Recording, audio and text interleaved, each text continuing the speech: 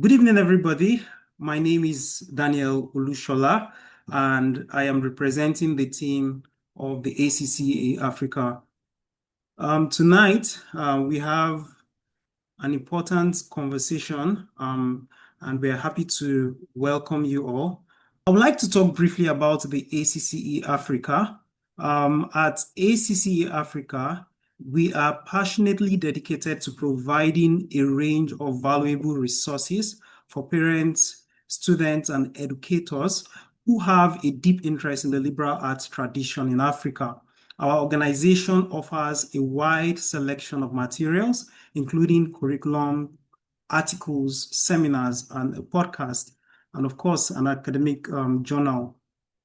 Our mission at ACC Africa is to reforming education in Africa through truth, goodness, and beauty, equipping families and educators to cultivate wisdom and virtue in the next generation. For our vision, we are looking at ensuring or cultivating a flourishing educational renaissance across Africa, rooted in the timeless principles of classical Christian education, where truth, goodness, and beauty shape minds, hearts, and communities, and where families, educators, and students are empowered to pursue wisdom, virtue, and excellence. Our speaker today is Emmanuel Jegede. Emmanuel is a classical educator, a writer, and founder of Ancilla Theologiae, an institution dedicated to reviving classical education through the liberal arts, philosophy, and Christian intellectual tradition. His work focuses on cultivating wisdom, character, and lifelong learning by equipping students with the tools of logic, rhetoric, and critical thinking. Through Ancilla, Emmanuel has trained students in classical philosophy, Aristotelian logic, and the liberal arts, helping learners progress from foundational concepts to rigorous engagement with the classical tradition. He is passionate about restoring an educational model that forms the whole person and prepares future educators to carry this tradition forward. In addition to his work in education, Emmanuel has experience in writing, media, and communications, including his writing initiative, the Busy Mind Project, which promotes thoughtful engagement with ideas and culture. He also studies Latin as part of his ongoing commitment to classical scholarship. Emmanuel is a thoughtful advocate for the renewal of classical education in Nigeria and Africa, and regularly speaks on topics related to liberal arts education, philosophy, Christian intellectual tradition, and the formation of virtuous leaders. The dispute we have today is beauty in the ordinary. Is the pursuit of aesthetics worth our time? And right now, I would like to invite Emmanuel to help us resolve these disputes. Thank you. Thank you very much, Daniel Olushola. I am pleased to be here.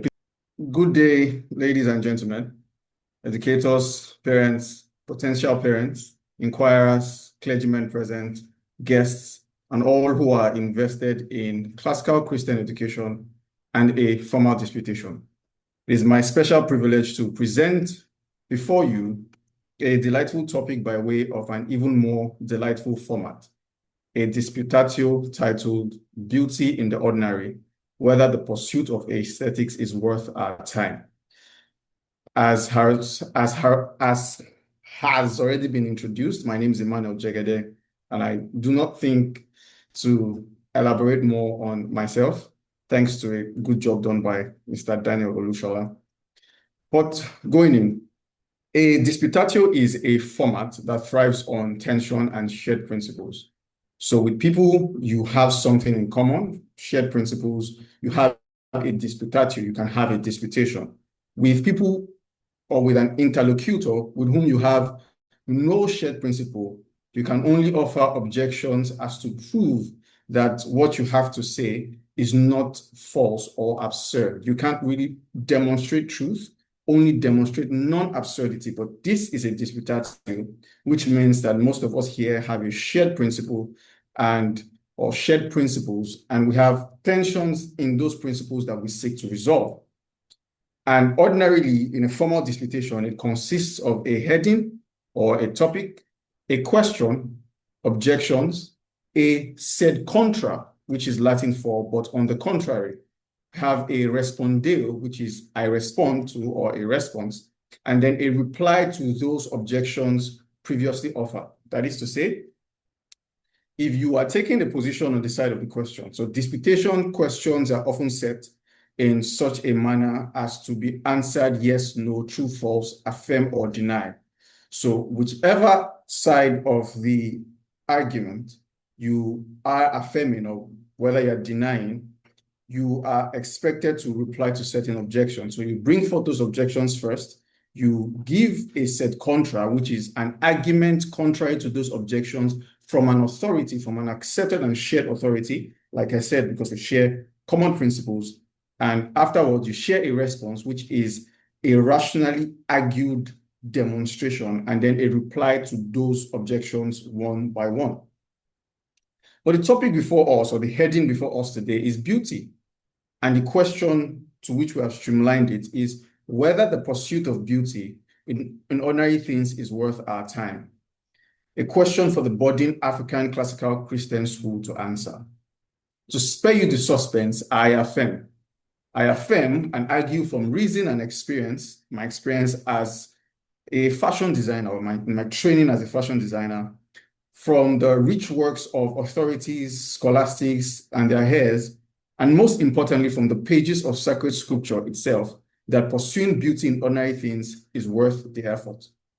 I trust in the Lord that these arguments and presentations help us to a renewal, and that in all we do in ordinary life, our intellectual faculties are rectified and calibrated to look upon, gaze, and be illumined by the beauty of the Son, Jesus Christ himself. And at the end of this address, I welcome your questions and further objections. Now to the objections. First, the question, whether the pursuit of beauty in ordinary things is worth our time. It will seem that pursuing beauty in ordinary things is not worth our time. The first objection, because ordinary things and tasks should be directed to the basics of survival. As we learn in economics, man's basic needs are food, clothing, and shelter, whereas pursuing beauty and ornamentation is a luxury exceeding the ordinary.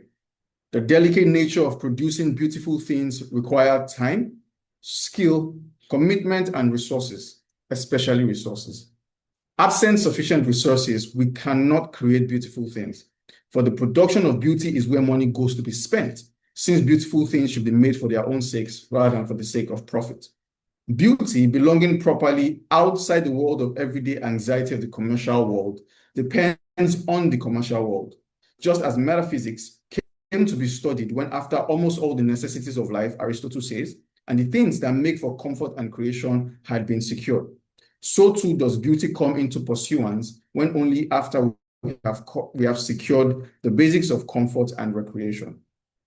The second objection, furthermore, beauty ought not be pursued in ordinary things when existence itself is in doubt and under assault. As we would have it now, the world at large faces many species of existential dreads, such as climate change, wars, human displacement through wars, and the demoralization of the African identity, in particular due to colonization. To pursue beauty in everyday ordinary life would result in withdrawing from the necessary everyday actions required to keep hope and the human race alive and prosperous. To concern oneself with producing beautiful items will be akin to fiddling while Rome burns.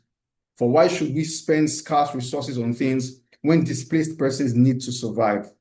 It is uncharitable to adorn yourself in flamboyant clothes when your neighbor is naked. Our resources should go where they are most needed before we attend to luxurious things. The third objection, still yet, it would seem like the pursuit of beauty in ordinary life is not worth our time because things are already beautiful. For following from the nature of being and its transcendental properties, everything that exists truly is beautiful. There is nothing which has true existence which is not beautiful. As such, every other wrangle about beauty is nothing other than disputations about taste. And we all know that there are no disputings on taste. Everything is already beautiful if it truly exists. Therefore, it frees us up to pursue ordinary things without any anxiety to pursue beauty. And the fourth objection. Furthermore, beauty is said to be in the beholder's eye. If someone finds a thing beautiful, it is. But we have beautiful things that are false and bad. That is, things that can be aesthetically appealing and still contravene the good and true. And we have true and good things that are not very beautiful. The Nazis, for instance, had very good aesthetics, but their ideology, as all ideology is, was false, and their policies terrible. You also have churches that are aesthetically appealing in their architecture and ornamentation, but they have deviated from sound doctrine and are hotbeds of immorality, like the Laodicean church. On the other hand, you have lowly people like persecuted Christians who, although do not have aesthetically appealing churches, maintain fidelity to sound doctrine and produce good works, like the church in Smyrna.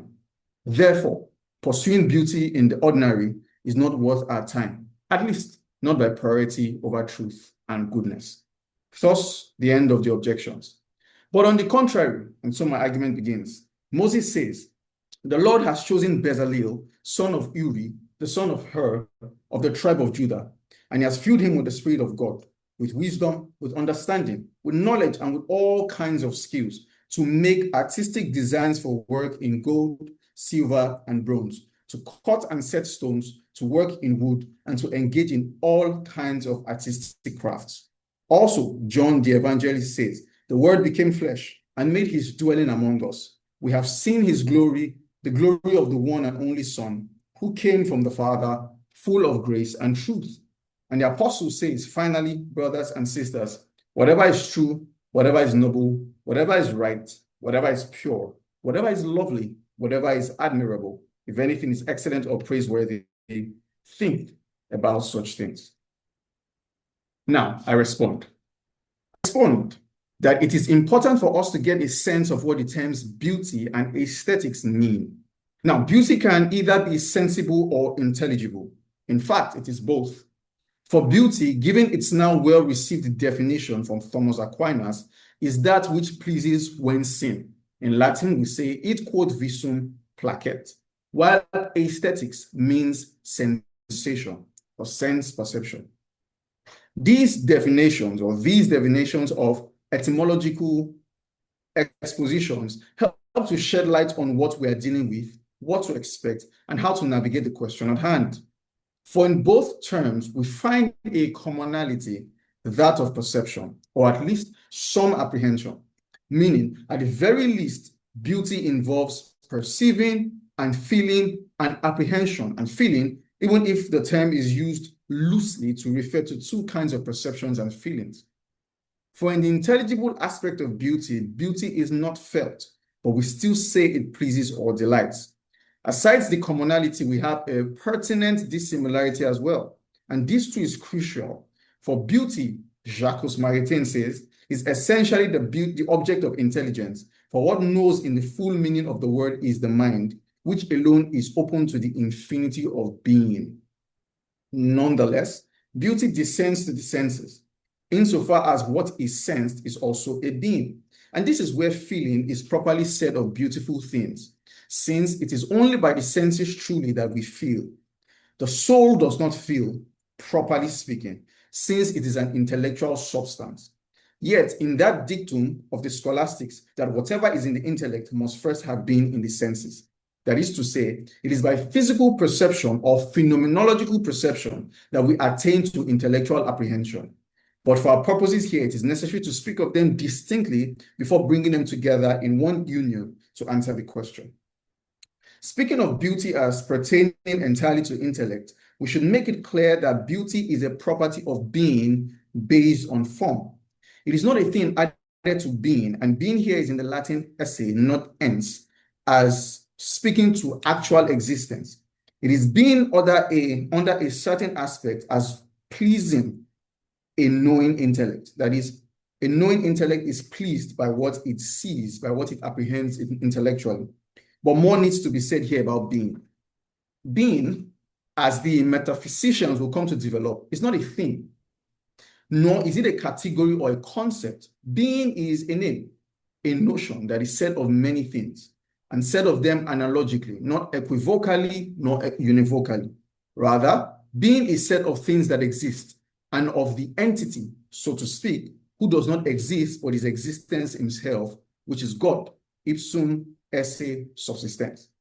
That is, being can be said in various ways of contingent beings, which we call creatures, and of the necessary being, the creator of all things. Yet, among creatures, being is said in one way of entities that exist in themselves and are capable of accommodating accidents. These are called substances, and said in a different way of accidents that inhere in a substance. Nonetheless, being is not a thing nor a category. It is just the easiest way for us to capture existence in all its various modes and manners, whether as necessary or contingent.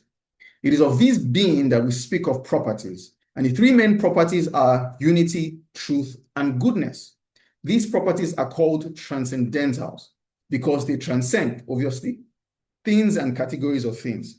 They are properties of that notion by which we try to capture existence in its various modes and manners of appearing or subsisting. We say that all beings must have unity. They must be one, just as God is one. They must be desirable, for good is being as desirable to appetite. And they must be true insofar as being is apprehended by the intellect and there is an adequation of intellect with reality. But notice I did not state beauty as among the three, for I generally follow the tradition that beauty is the pleasurable radiance of being as good. That is, when the good of being, so desired, properly hits the intellect. It also hits the appetite at the same time. So it hits the intellect with delight and hits the appetite with desire. This object, as it pleases the intellect, is what we call beauty. This property, beauty, is characterized by a few other notions which we use to express certain effects. These are integrity. This is really just unity all over again. Proportion, the fittingness of the thing, the object, harmony, and splendor or radiance. And all these I have been explaining is still only beauty essentially considered as an object of intelligence. However, because being is transcendent and overflowing, it overflows to sensible being, wherein we're able to, using our five senses, perceive beautiful things and items. This is where aesthetics, the word aesthetics, is now necessary. And it is not easily dismissible. You may not say that because beauty is essentially an object of intelligence, that you may simply bypass all sense perception and aspire to beauty. To state the Aristotelian dictum again, nothing is in the intellect which is not first in the senses, which is why pursuing beauty in ordinary things is neither compelled to it by following the pattern of God, our Creator and Father who made all things, and His Son, Jesus Christ, who took on flesh. For as we come to the knowledge of God the Creator by means of His visible works of creation and reunite with Him as Father in the incarnate Word of God, who is the splendor of God Himself, we as well come to the more resplendent beauty that pertains to the intellect by means of sensible things. Lower resolution beings, that is sensible beings, as relative to their intellectual forms that give them their radiance and their entitative constitution, are not dispensable for the communication of God's attributes and His heart to us. The sacraments, especially the Lord's Supper, the bread, the wine, speak less of the Lord's body Himself, guard against such an attitude. That is to say, God has given us physical, visible objects by which we are able to enter into revelation and communion with Him. This already removes our excuse as to the Gnostic attitude of flight from all visible, sensible objects in a means to aspire towards God. The Lord does not mind condescending to us via means suited to our mode of knowing, to show us His splendorous and tender love and call us into deeper communion with Him. We ought not to refrain from condescending to pursue sensory and intellectual delight in ordinary life. Therefore, pursuing beauty is not simply worth our time, as though we are making disinterested calculations, but it is also an express command to be fruitful and increase in number, fill the earth and subdue it, upon which God gave His assent pronouncing it as good, which is the appetitive counterpart of beauty. One other consideration before I speak to how we might pursue beauty in the African classical Christian education scheme is to note how pursuing beauty in the ordinary is a way of demonstrating kindness and loving one's neighbor, imitative, once more, of God's condescension.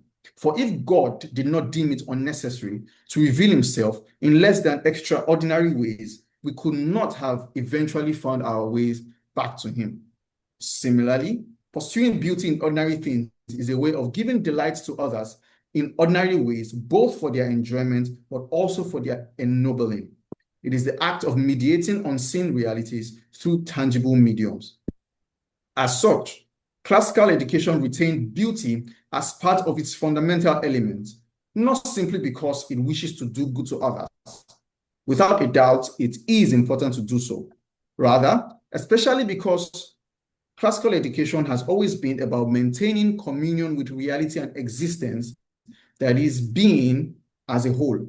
Whatever is part of or an aspect of being, that is actual existence, is not excluded from classical education's purview, which helps us to recognize the danger in neglecting beauty either totally or through insufficiency for the famed more important things.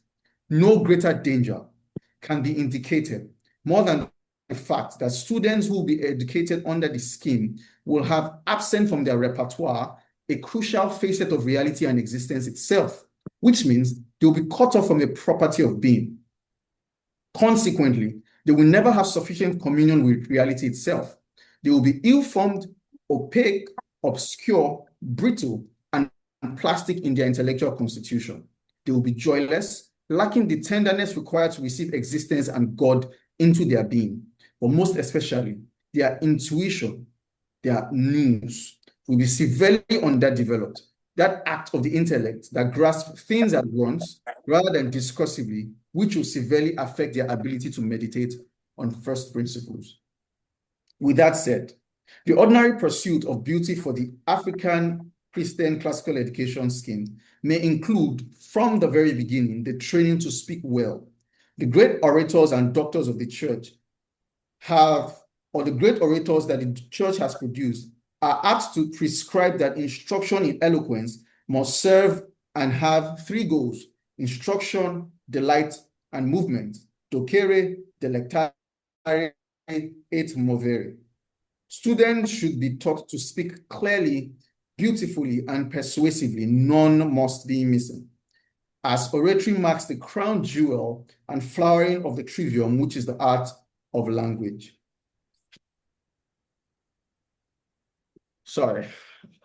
Power. The student and the parents and the teachers, by example, as a way of pursuing beauty in ordinary things, should learn to dress and appear well. Dress for the occasion, avoid sloppy dressing, don't wear pajamas to a public gathering. Ditch the modern sportswear, or the athleisure as it's called, if you are not going to or returning from a sporting activity. Avoid noisy clothes. Those heavily branded Gucci, Fendi, or Louis Vuitton outfits with the logos stamped on every inch. Sell your Balenciaga, pick up your price. Schools should design proper uniforms, pick colors well, perfect the tailoring proportions, and let every design choice signify something noble and transcendent. Keep clean and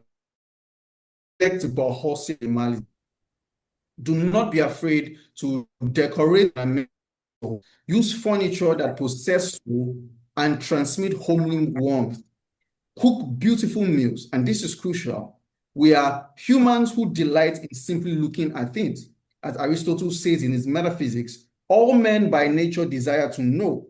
An indication of this is the delight we take in our senses, for even apart from their usefulness, they are loved for themselves, and above all others, the sense of sight. For not only with a view to action, but even when we are going to do anything, we prefer seeing to everything else. You can read more on this in my reflection on ceramic plates.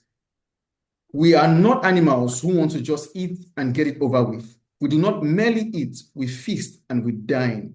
Thus, do not shirk from making your meals decorative and sweet-smelling. insofar as it does not harm your health. Eat and drink from and with beautiful utensils. And for churches concerned or invested in classical Christian education, you should help students and parents continue to remain in immersion by creating sanctuaries. Students should be exposed to beautiful things in the church and in the liturgy. They might not know what is happening to them, but their tastes are mostly modified and improved that way unconsciously. And now, reply to the objections. Reply to the first objection. God, who is the most beautiful, or might we say beauty itself, is the beginning of all things contingent. That is, God is the source of all contingent being, and God is beauty himself. All things begin with him. Thus, everything has beauty on his account. As such, beauty is the beginning of all things. God is the Alpha and Omega. He is in all things and operates through all things, as Psalm 104 will let us know. Therefore, we must always concur with beauty every step of the way, whether in bare survival or abundance. And as beauty consists in integrity, splendor, and proportion, we should maintain integrity, splendor, and proportion in the works of our hands. We should strive for beauty even in lowly things. The reply to the second objection. All existential crisis, we might say, finds its root in breaking God's beautiful creation via sin. Sin is the foundation of this crisis, and sin is none other than defacing God's creation. We might say that sin is the grand graffiti vandalism of the cosmos, the casting of prohibited intentions on the vestiges, images, and analogs of God. Sin is ugliness. As such, only beauty can save the world. The beauty of the incarnate Son, that is. And this work has begun and is in earnest, right from when Jesus Christ came, died, and rose again. Much more than that, wars, climate change, and other things that assault our existence require a confrontation with hope. Unless we want to simply lie there and take it, we must fight back. And to fight back, we need hope. And for hope to be rekindled every day, we need things that remind us of why we fight. We fight so that we can be at peace, peace to enjoy the goods of life. In reply to an objection such as this, C.S. Lewis, in his Learning in Wartime, said, human life has always been lived on the edge of a precipice.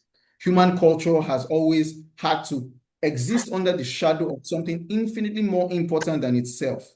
If men had postponed the search for knowledge and beauty until they were secure, the search would never have begun.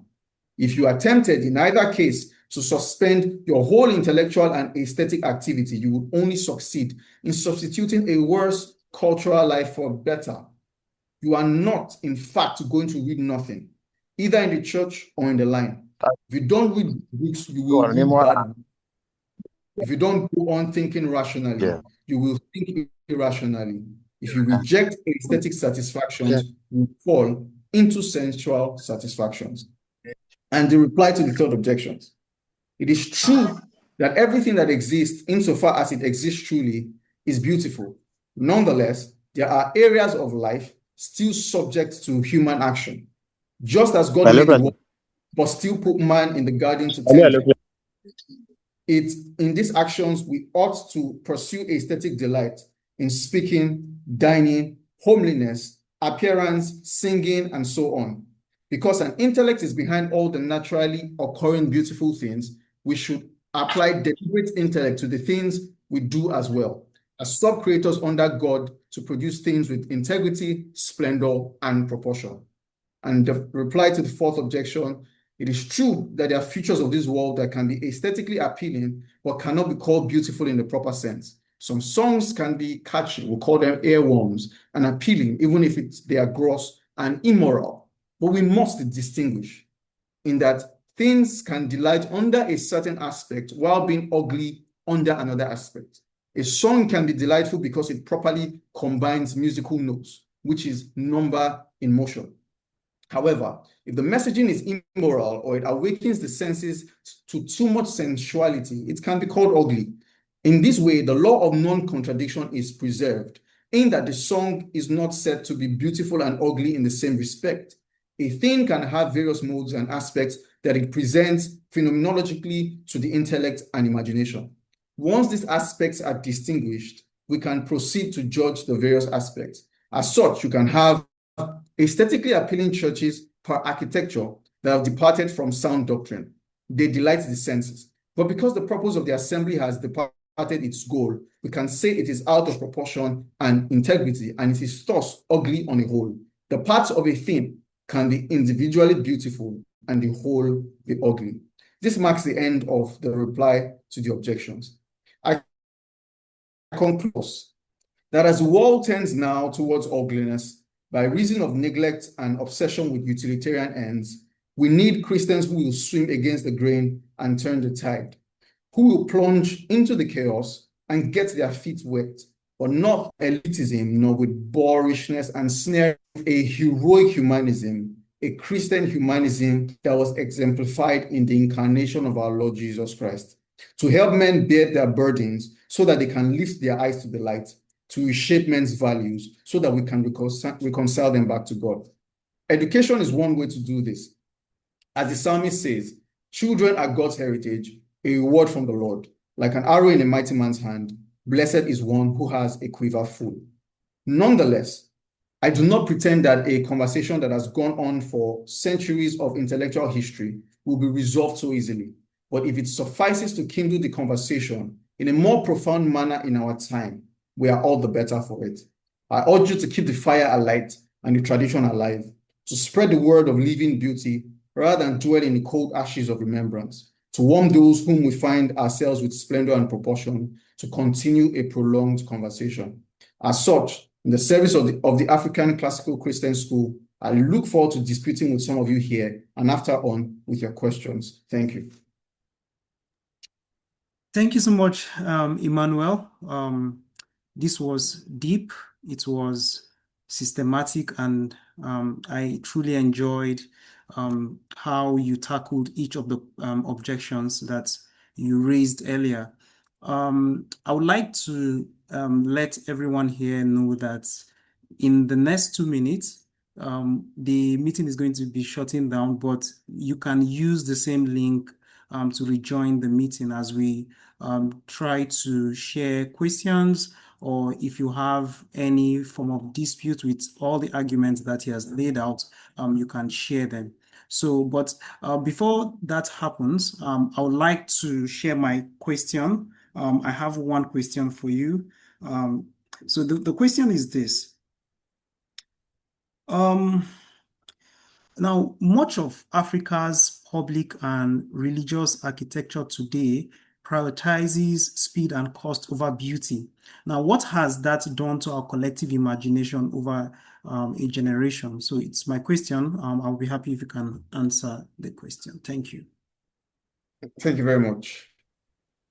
I would say that, I mean, yes, you are correct in your observation that much of Africa's public and religious architecture has forsaken or neglected pursuing beautiful ends. And I'll say the effect on our collective imagination is that it has dropped our gazes from high and noble things to gross ones. So for instance, the Gothic cathedrals, the Sistine chapels, the basilicas of Europe that are so admired have deliberate intention to their design, which is that the domes are made to be so high so that upon walking into the church, you are forced to lift up your eyes. And so that physical posture of lifting one's eyes to heaven or to the sky mirrors the aspiration of the soul to lift itself towards God. And Ovid says in his Metamorphosis, he says the gods made all the animals, but he made man especially erect. And the purpose of, yes, I was stating something from Ovid's Metamorphosis. So Ovid's Metamorphosis, of course, it opens with a story of creation. And in his story of creation, he said the gods made all the animals, but he made man erect. So all other animals, he says, have their faces to the ground, but he made man erect so that man can lift his face to God. And I suppose what has happened as a result of Africa's neglect of proper architecture and beautiful things is that it has dropped our gazes and made us beasts. It has dropped our gazes from transcendent features to our appetites. It has reduced us to brutes who can rationalize our brutishness. So we just become thinking brutes rather than actual thinking beings made in the image of God. So our actions do not perfectly follow our being. That's the effect, I can say, the neglect of African public architecture has done. There's a quote from Roger Scruton that I love. He says, take away religion, however, take away philosophy, take away the higher aims of art, and you deprive ordinary people of the ways in which they can represent their apartness. Human nature wants something to live up to, becomes something to live down to instead. Biological reductionism nurtures this living down, which is why people so readily fall for it. It makes cynicism respectable and degeneracy chic. It abolishes our kind and with it our kindness. Yes, I just thought to recall that quote from Sir Roger Scruton of blessed memory. Thank you. Thank you so much. Very powerful answer. I think we have other people that would like to ask you questions. Please, if you have any question to ask Emmanuel, feel free to unmute your mic and just throw your question in. Thank you. Okay. Thank you so much. My name is Faya Kemi. Thanks for that packed delivery. I would like to ask, talking about, beauty in the sense of worship or, church gatherings. I remember you mentioned it in part of the objections.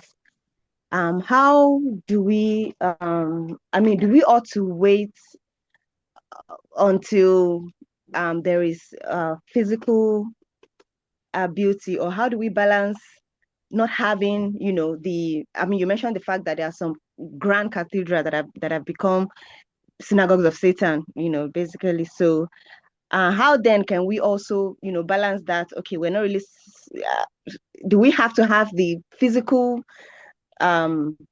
space that is, appealing to the eyes, or how would you define that before we can, truly worship? If you don't come into a cathedral that is, you feel this sense of transcendence, does that really matter? I would say it matters, but we sure have to do things according to our proportions and resources. A cathedral is not necessary for a good Sunday service gathering and worship of God. Nonetheless, the service, wherever you're having it, should be sipped and pervaded with beauty. Like I said, we are treating here beauty in lowly things. So we should look at the more lowly forms of beauty. But I would like to say something, that the Christian doctrine is beautiful. It's something I don't see people talk about very often. It's beautiful. It's simply beautiful to contemplate. When you gaze upon, if you are able to master all the grammar and logic of explicating the Trinity, the intricacies of it, you will realize a certain beauty that you do not get by the senses, but again, it's an intelligible beauty. It's not one that passes through the senses, but you intuit it by knowing the way of explicating the doctrine. But like I said, beautiful, the Christian doctrine is beautiful. As such, even in our preaching, it should be beautiful. It is why all of church history, when the training of pastors, it is emphasized that pastors be eloquent. They are taught to preach and preach eloquently, because eloquence is an aid, a beautiful aid in letting doctrine seep in. There are, in Nigeria right now, which is where I am, and is under, is a cesspool of heretics. You have people who speak well, but their doctrines are odious. The alternative for people who actually have the truth is not to forsake eloquence for speaking the truth. I have never been a fan of careless speaking. Oh, I speak like that. I don't care how I speak. It's the truth. You should just take it. It doesn't work that way. So eloquent preaching is a good start for beauty in a church, in a worship gathering. Even if you were, simply worshiping outside under the sun, and you have to make do, like we see in some videos from the north and from other parts of the world where Christians are heavily persecuted. Which brings me to another thing. When we see those pictures or images and videos of persecuted Christians singing heartily and harmoniously to the Lord, we are seeing beauty in action. I think the problem might be that we are able only to see beauty in the grandest terms. But I think we should calibrate our faculties so that we're able to see beauty in the ordinary things. Like I wrote an article 3 years ago, Finding Beauty in Ordinary Things, and it was myself reflecting on the beauty I experienced between my sister, who had just had her first child, and my niece. It was a beautiful thing. Are you able to contemplate, for instance, the beauty that exists between a mother and a child? It doesn't have to happen in the grandest terms, which is, I think, the point of what I was trying to say here. You only have to maintain the integrity, proportion, splendor, radiance, fitness, and harmony that should exist in things and between things to achieve beauty. Now, there's beauty in doctrine. There's a quote from Jean Trudeau, who in his Sacred Eloquence said, in spiritual building, scripture must be the groundwork, liturgy the walls, and discipline the roof. Otherwise, it will never hold out against wind and storms. And this is to say that although doctrine is beautiful, the beauty of doctrine is subtle. But because the beauty of doctrine is subtle, we need sensory aids, which is why we sing hymns. In singing hymns, beautiful doctrines seep into our souls. We might say, bypass our discursive faculties and reach straight to our appetites. They affect our affections even before we know what's happening up here. And so if you were even cast in the desert and you are condemned there to have a worship gathering, do you have a preacher who preaches well? Do you have beautiful hymns and we have a store of them? And can you all sing to the best of your ability to the Lord God Almighty in oneness of heart? Then you have beauty. Thank you, Thank you brother. so Thank you. much. Thank you. Beautiful. Thank you. If you have a question to ask Emmanuel, this is the time to do that. Even if you disagree with him, I believe he welcomes disagreements too. If beauty forms our affections before doctrine forms our intellect, does that mean our churches, homes, and public life have been discipling people in the wrong order, filling minds before shaping loves? Okay. I would say I distinguish, right? But I think my answer lies in the question I have just responded to, which is that there is beauty already in doctrine. And there is an element in doctrine that itself pertains to the appetite of affection. Let me use the affections. For instance, again, eloquent preaching. Eloquent preaching is sacred doctrine put in the best of forms for the hearers, for the listeners. Christian doctrine is, we might say, done once and for all. It's been handed down to us once for all. There's almost nothing new we want to know.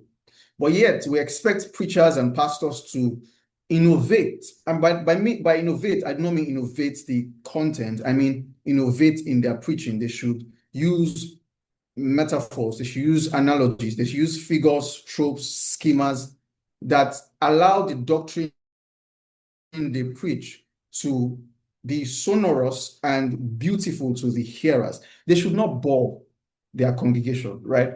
And if the preachers are doing this, the doctrine, the beauty of the doctrine itself is mixing with the beauty of eloquence. And like I said, is seeping past the discursive barrier that might have just set itself on the ramparts of the mind and is there watching for errors. I mean, a lot of people get taken in by false teachers and heretics because those false teachers and heretics do speak well. So I might give the credit to our churches that, or at least churches, and we know a lot of eloquent preachers, that they are in fact, in their preaching, renovating and preaching these doctrines in ways that appeal to people's affections legitimately. And it's forming their affections at the very same time that it is forming their intellect. So, and the shaping of the affections happen unconsciously. Even when you, for instance, children will tell children to memorize scripture, memorize the Psalms. The reading in the Psalms, for instance, already forms and affects the affections of those children. They unconsciously assimilate the reading that is in those, memory scriptures or those scriptural passages, or that is in poems. They are getting inundated already by beautiful things unknowingly. It bypasses us. If you are not paying attention, you won't know. But one day it comes to bear that, you've really been in beautiful places. You've heard beautiful things. So I think our churches might be doing well, even though we can do better. Thank you very much. I don't know if we still have questions. Please, you feel free to unmute the mic and ask your questions. Thank you.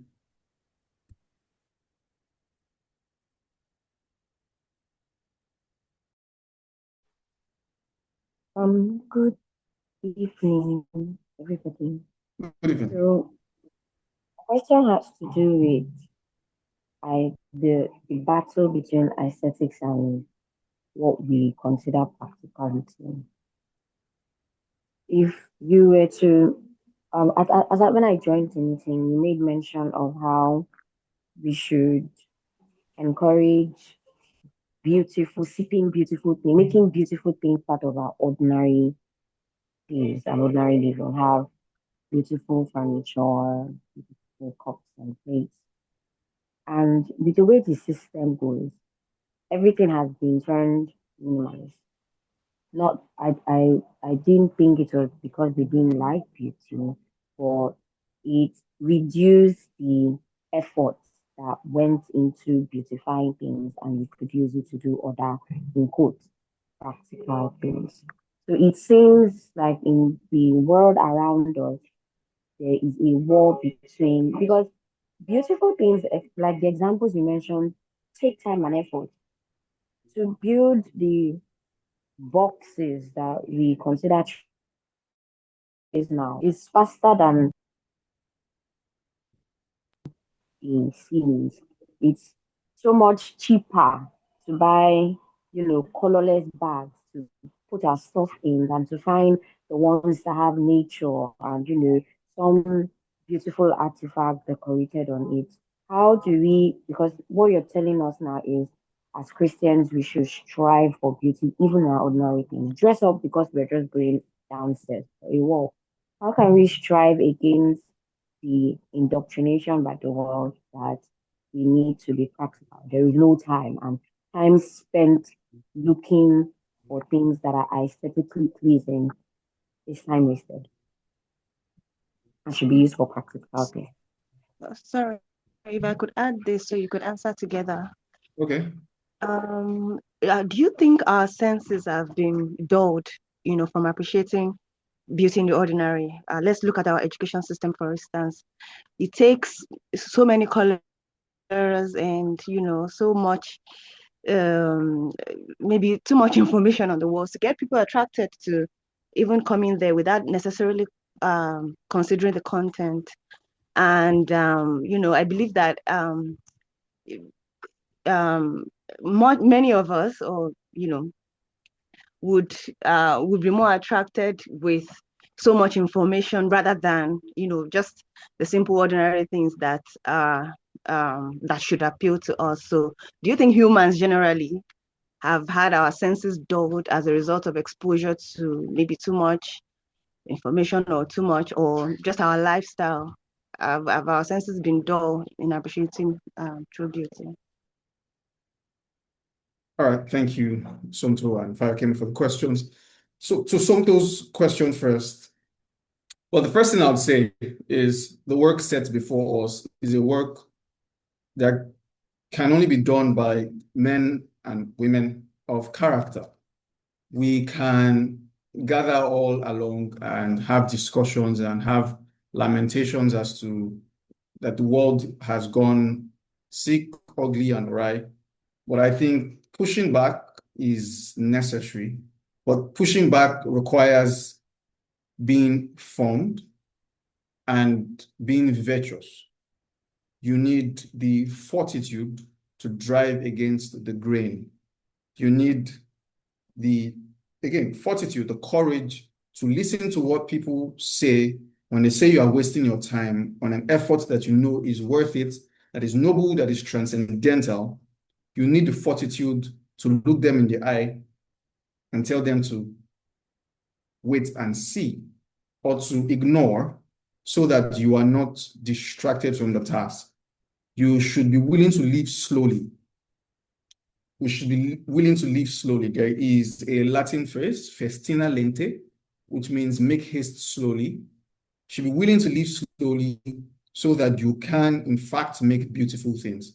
And because living slowly generally has great spiritual benefits, and I'm using spiritual in the sense of the fact that our souls are spiritual, our souls are immaterial. We're intellectual beings, not in the way angels are, of course, but we are intellectual animals, to be more precise. And our intellect needs time to reflect on things. And this will go on to answer Fire-Chemist's question, which is that, yes, I do think we are getting dulled because appreciating beauty requires training. Chesterton says in his tremendous trifles, he says, let us be ocular athletes, that is, athletes of the eye. Let us train the eye. And I have something in the works on ocular athleticism, reading or contemplating tremendous trifles with G.K. Chesterton. I would recommend you read G.K. Chesterton's tremendous trifles, where he looks at the ordinary things of life, contemplates on them, and exposes from those things the beauty of the Christian doctrine, or the incarnation, most especially. Chesterton, we might say, was an expert on the incarnation, or looking from lowly things to the highest things. So yeah, our senses do require training because we've been overstimulated, and it's what I call a positive Bergeronian thing that social media and the internet and our modes of advertising, which someone like Marshall McLuhan from the 20th century already clocked in his Understanding Medium, when he says medium is the message, and he talked about the neon lights, advertising, which have dulled the senses. We need a retraining. We need to live, like I said, slowly. We need to live deliberately. We need to live contemplatively. We need to live in a manner so slow as to be able to attend to things. There is a book we read at Ancilla Theologiae, The Phantom Tollbooth, and in The Phantom Tollbooth, Milo visits a city that is called reality. And in reality, he sees nothing. Reality is blank. And his tour guide explains to him that what happened was there used to be beautiful things, and people used to stop to look. But at some point, someone discovered that if you just looked at your leg, you would get to where you're going faster. And so people kept looking at their legs, and so they got to the places they were going faster. But things started to get uglier, and they began to decay, and they eventually disappeared. And I think the same is happening to us, is that since we no longer pay attention, our faculties are deteriorating, and we have to reawaken them. We have to revitalize them. We have to train them. It will take effort, to take time, because we are swimming against something great. But finally, I'll answer on this, that it's not something one man, two people can do alone. It's best done in a cluster of people doing this together, pushing against the grain together, studying together. Was it Casca or Cassius in Shakespeare's Julius Caesar that said, men of like minds, and I'm paraphrasing, have to meet together, because at the end of the day, one man's will is not usually able to eventually prevail against the seduction that surrounds them. Thank you. Thank you. Alex, you can ask your question. Okay, thank you. I have a question, but I don't know how to frame it, but I'll help you get what I'm saying. I don't know. I would say that not too many people see beauty in the ordinary or appreciate true beauty. Yesterday I branched at the museum, and we are talking about art. Then I showed them a picture of an art that I wanted to purchase, and they said it's 160K. And we started. The lady that was there, she studied fine art, and she was showing me some pictures. And I told her that some of the things I see on Lagos Street that the artists carry around to sell to you, that I don't actually call those things art. It's just a painting. And we argue back and forth, and she brought up the idea of preference. So I'm asking two questions. Why is it that not everyone see beauty in the ordinary or even appreciate true beauty? Just like you mentioned, the Gothic cathedral. Not too many people will appreciate it. They would rather prefer the way houses that we have in Nigeria as churches. And the second one is, how do you respond to when people say, okay, my preference in art is this type of painting, and when you see what they call art, it just, ordinary paint of maybe a danfo driver and a conductor. How do you respond to such idea of preferences when it comes to talking about beauty, especially in the area of art? Yeah. Okay, thank you. I would respond to that quickly. Why people can't see beauty? I would say two things. And first, two reasons. The first will be that not everybody has the same aptitude. So we must take this as a fact in nature that there will be intellectual inequalities or inequalities in aptitudes or faculties as to be able to recognize these things. Not everybody is able to grasp things or grasp maybe metaphysics, for instance. And I think they have to learn to live with it, but not that they are condemned to not to an unintellectual life. That's not what I mean. I do mean that those who have the greater aptitude should find a way to mediate higher things to them. So we have to acknowledge that there are differences in aptitudes, inequalities in aptitudes. And upon the recognition of that, those who have the sharper aptitudes in those areas have I would say, the obligation to help mediate those realities for those who do not have as sharp an aptitude. But I mean, this can only work if those people, the ones with the less sharp aptitude, are themselves humble enough to recognize it. But it's hard because we live in a world that is egalitarian. Right? We just think anybody can do anything and anybody can be anything and everybody have the same aptitudes. But I do not think so. We have to take into consideration these inequalities. But that's one. But the other is that, and they're linked, right? Once you lack these aptitudes, or once you fail to recognize this inequality in aptitude, you do not make artwork that can be shared and enjoyed by all. In the Middle Ages, you had, again, cathedrals and artwork and statues everywhere in ancient Rome that everybody could see and recognize beauty, even when they disagree with it. Something in them, hits.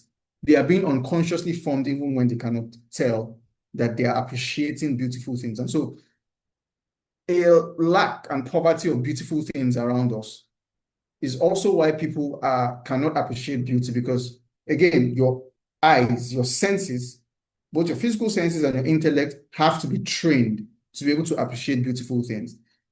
And as to the other question of the matter of preference, well, this would be more in line of aesthetic judgment or aesthetic criticism or critique of judgment, as Immanuel Kant will say it. I don't know if we can go into all that there, but if you read the very first, I suppose,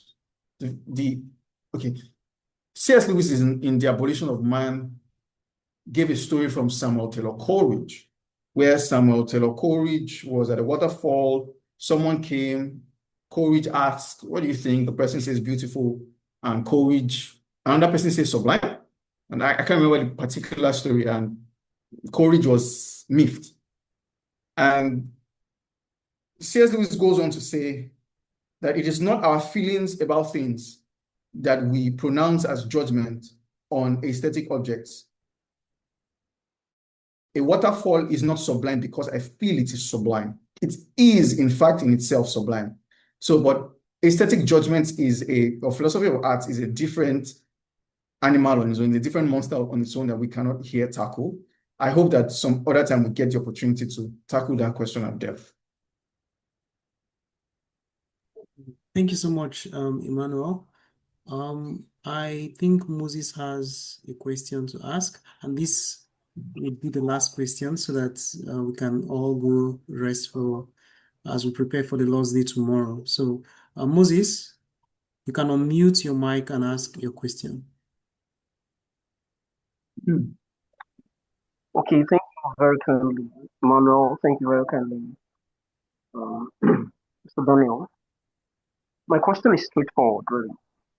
And I don't know if Emmanuel already answered, in his presentation. I was unable to join fully. So my question is, I have heard you say over and over again, or said over and over again rather, that we have to train ourselves to appreciate beauty in ordinary things in particular. So my question is, how do we go about this thing, right? Because many times we just say do this, do that, without highlighting the ways to go about it. For instance, as someone who was not trained classically, all through my secondary school education and all like that, and then coming into the world of classical education, well, how do I mean, practical ways to train my taste, my affection to appreciate true beauty? So that's my question. Okay, awesome. I would recommend you use the trivium. So the trivium is not something only strictly applied, to learning.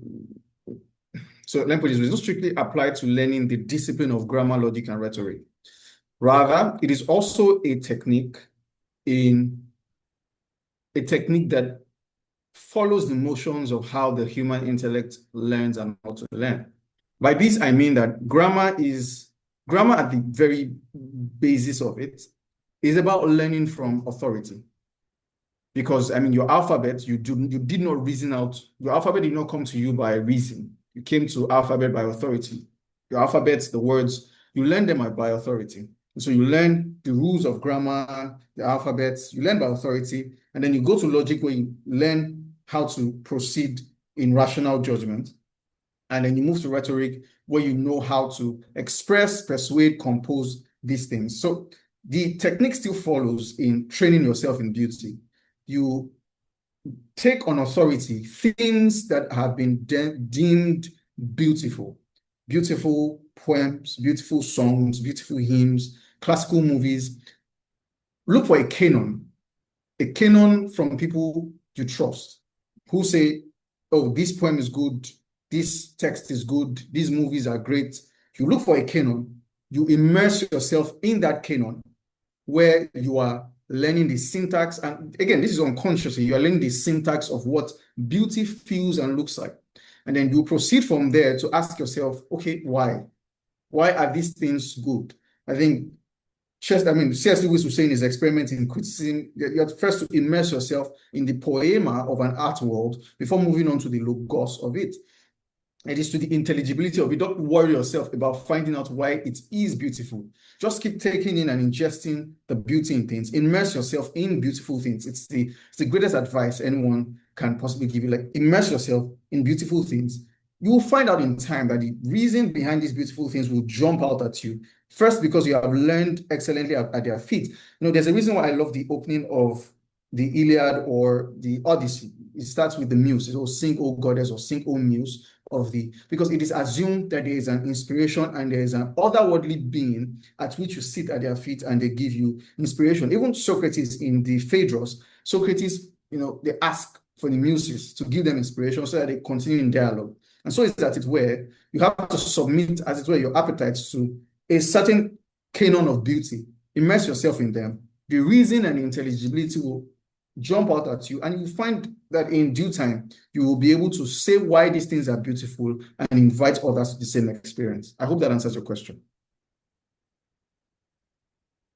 Yes, yes, yes. Thank you so much. Thank you. My pleasure.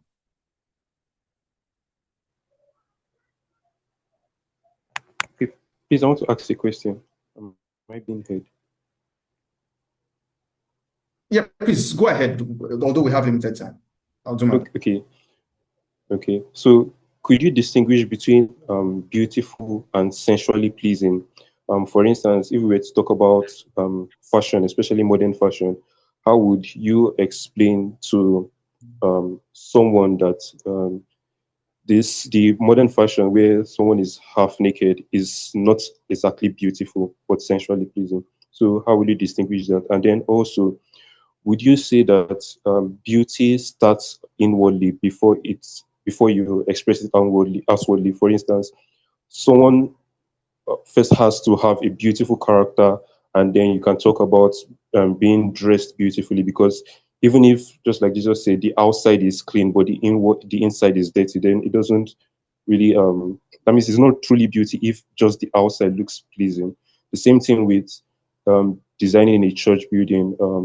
You have to have a beautiful ambition, that is to please Christ, and then you now dress it outwardly with beautiful aesthetics that shows how you are expressing your desire to please Christ. Well, I suppose the answer to that is relatively straightforward, especially to the first question, which is if someone dresses in a trashy, almost near naked manner, you can outrightly say that is ugly, even though it awakens the sensual and carnal appetite. So I want us to distinguish between sensual and sensory. So sensory is how you make contact with your immediate environment. Sensual is speaking of carnality, of descending to corporeality and bodily passions. But someone who dresses so in that manner, it's ugly because it's not fitting the person's constitution. A human person we like to say, yes, is made in the image of God, but what does this mean in more concrete terms? What it means in more concrete terms is that this person is first soul before it's his flesh, properly speaking, because although they cannot really exist apart from each other, or they were made for each other, the body was made for the soul. So the soul is more noble and has preeminence, as we'll say. The soul has preeminence, and your style of dressing should give preeminence to the intellectual soul that you are. I have another writing in the works. It's notes towards the definition of modesty, working through Roger Scruton's works on the soul of the world and the face of God. Someone who dresses that way is dressing in a way out of proportion with what they are, or with who they are, but what they are, their entitative constitution. You are an intellectual soul, or you have an intellectual soul. Everything in your life should follow from that fact, from that metaphysical fact that you are an intellectual soul. And if someone portrays themselves like an animal, like a meat on a butcher's slab, then it's outrightly ugly because, again, as we have said, it lacks the integrity, it lacks proportion, it lacks harmony, it's not fitting, it is outrightly ugly.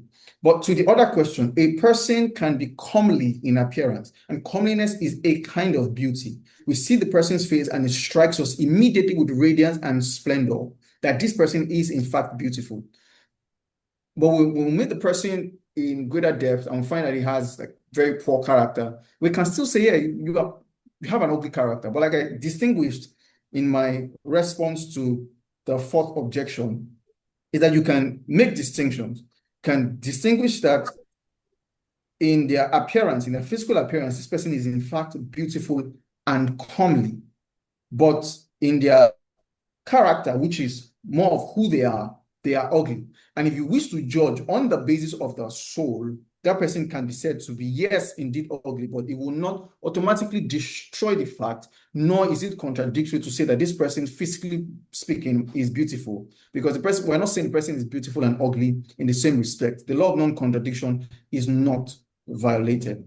I'd just like to add this as a matter of my agenda of things like this. So when people say, for instance, women say, oh, they do not want to bear children because they don't want to lose the beauty in their bodies, you can make an argument for instance, that a woman's body after she has given birth, and although it looks less comely than the beauty of a young woman, is all the more beautiful because the female body at that point has fulfilled its function, and everything you see is fitting and in proportion to the female function as God would intend for it to bear children. And so these are ways in which you can look at the purposes of things, the telos of things, and determine their proportion and harmony in regards to or relative to other more or less noble aspects of their entitative constitution. Thank you.